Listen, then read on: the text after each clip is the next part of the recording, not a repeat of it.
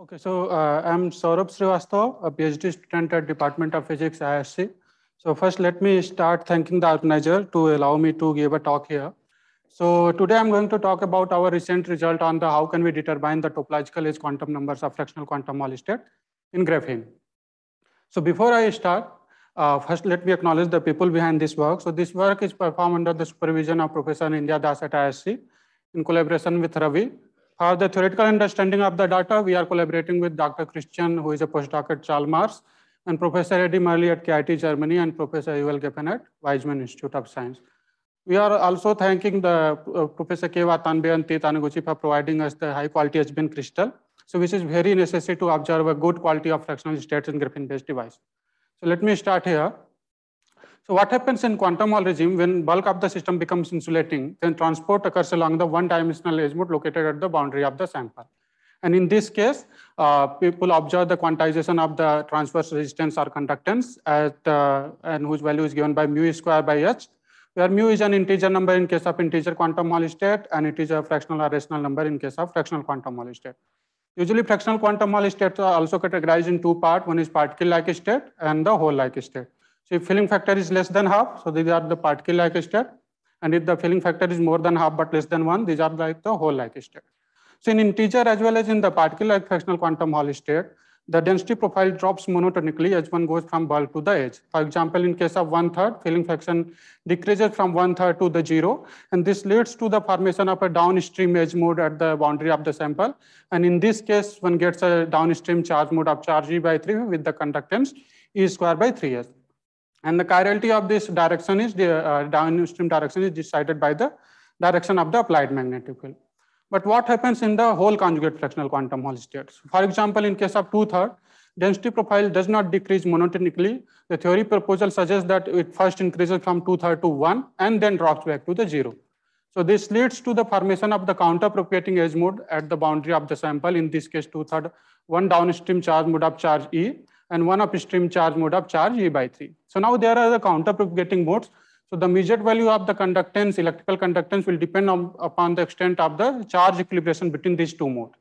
So if your sample length is smaller than something called charge equilibration length, then the two-terminal electrical conductance would be 4 by 3 square by h.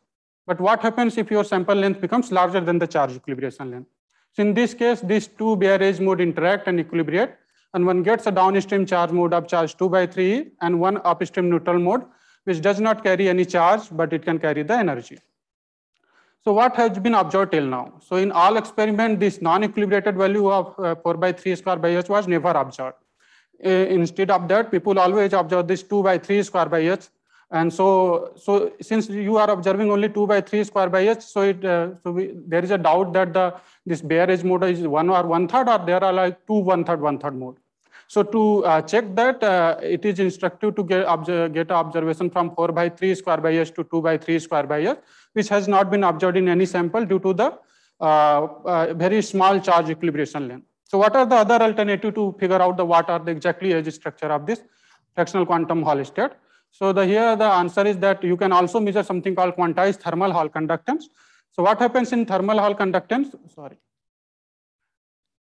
So in thermal Hall conductance measurement, so just like electrical conductance, you apply some voltage bias and measure the electrical current. Here to measure the thermal conductance, you need to have a two reservoir at the different temperature. And suppose a ballistic edge channel is connected to this reservoir.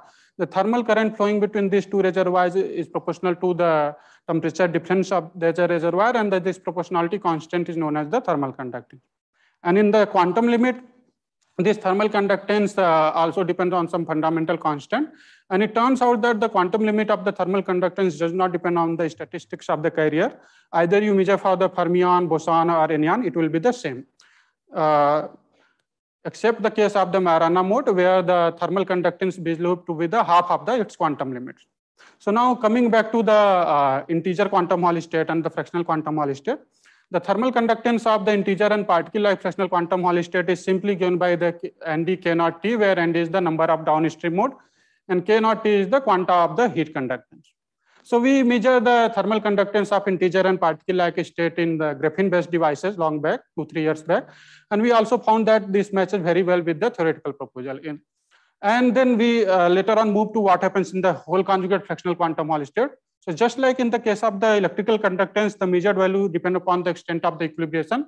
Here also happens, the measured value of the thermal conductance depends upon the thermal equilibration between the counterpropagating mode. So if the sample length is smaller than something called the thermal equilibration length, then the thermal conductance is simply given by the Nd plus Nu cannot be. So for example, in case of 2/3 and 3/5, where in 2/3 one upstream, one downstream mode is there, one should expect that the thermal conductance has to be the 2 cannot be. Similarly, in 3/5, one would expect that the thermal conductance has to be the 3 cannot be. But what happens if the sample length becomes larger than the thermal equilibration length? Then in this case, thermal conductance just become Nd minus Nu cannot be. Here Nd and Nu are the number of downstream and upstream mode. So in case of 2/3, one would expect that it is the 0 cannot be, and 3/5, the GQ will be the -1 cannot be. So if you can measure the thermal conductance in the two different regime at any fractional quantum Hall state, you can exactly figure out what are the Nd and Nu. So what has been done in the whole conjugate fractional quantum Hall state?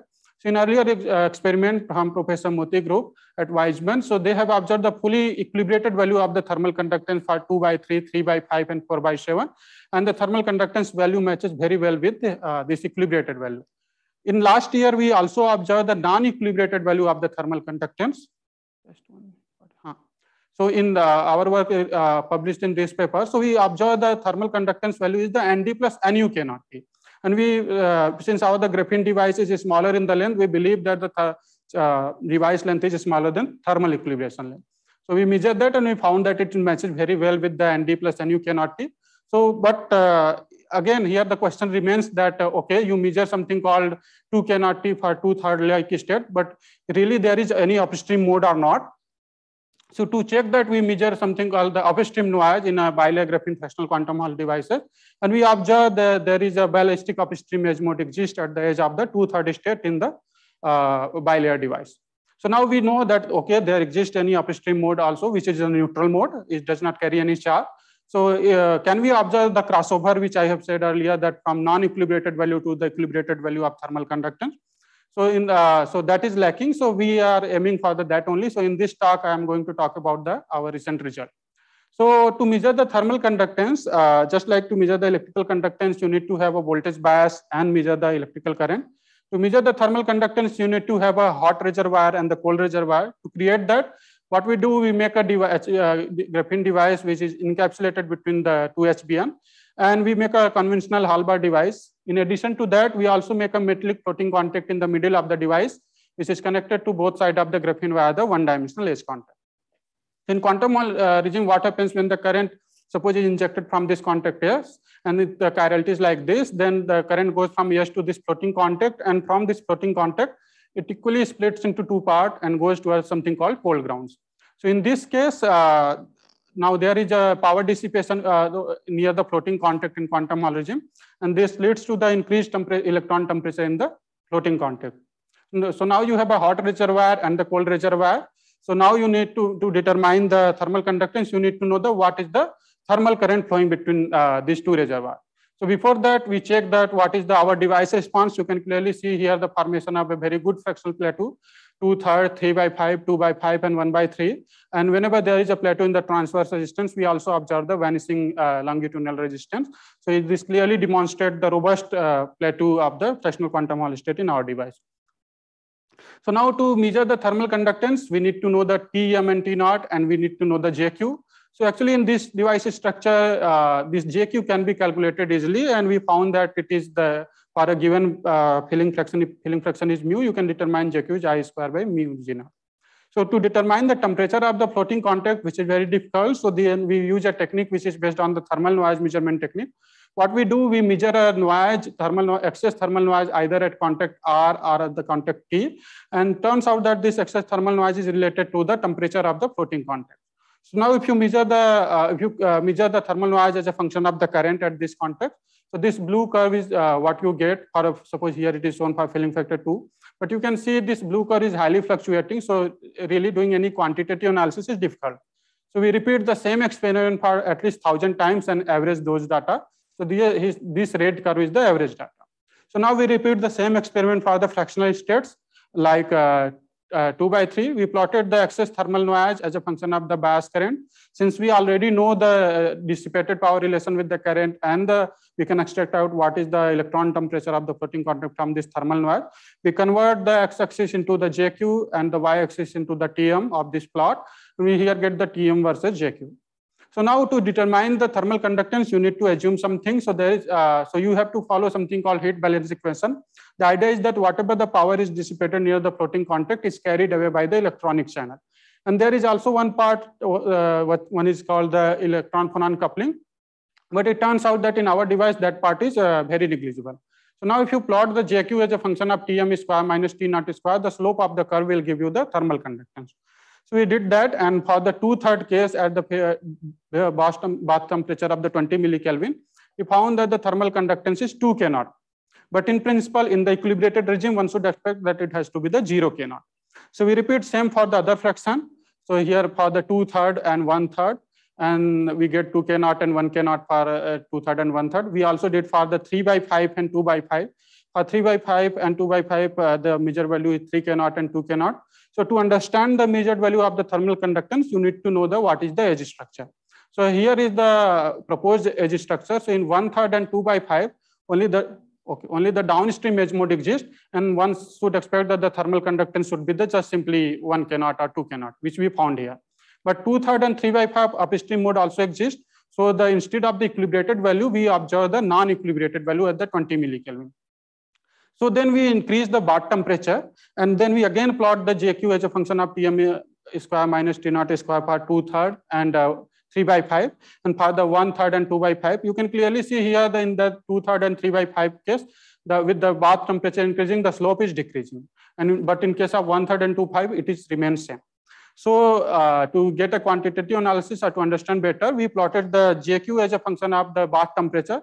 Here you can see for the 1/3 and for the 2/5, measured value of the thermal conductance does not depend upon the bath temperature. But for the 3/5 and 2/3, we got a transition. So to understand that, if you see here in this plot, so this if you are in the non-equilibrated regime, the thermal conductance has to be the 3 K naught for 3/5 and 2 K naught for the 2/3. But as we increase the temperature, what happens? The thermal equilibration start taking place between these two modes, and we ultimately get 1 K naught for the 3/5.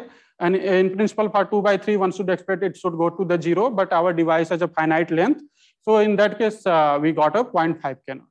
So this is the central result of our work. So what is the takeaway message? That if you can measure this transition from this non-equilibrated regime to the fully equilibrated regime in any fractional quantum Hall state, you can exactly determine what is the edge structure of this fractional quantum Hall state. So with that, I would end here, and thank you.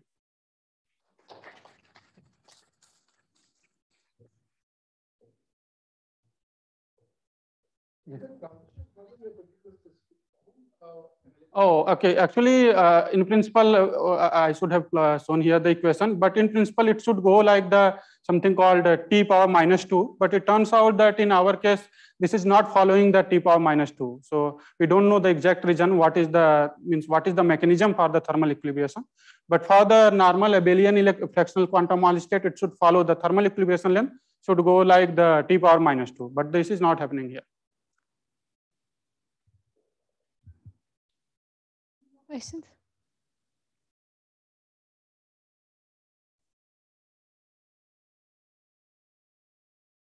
I had a question. Yeah.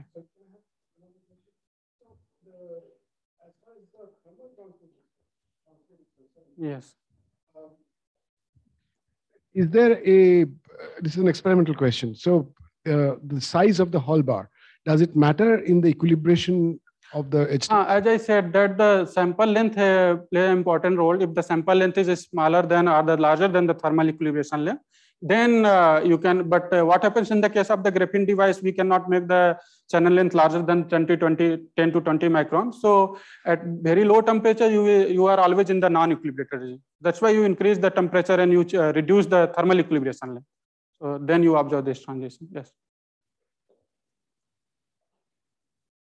I had a continuation to that question. So how do you know the thermal equilibration length? Like know it? Actually, it can be determined. So as sir said that if you fit this equation, there is something known equation. In that, the thermal equilibration length comes. But this is difficult, right? Like when you design your devices, do you have an idea beforehand? No, beforehand you don't have any idea. Yes.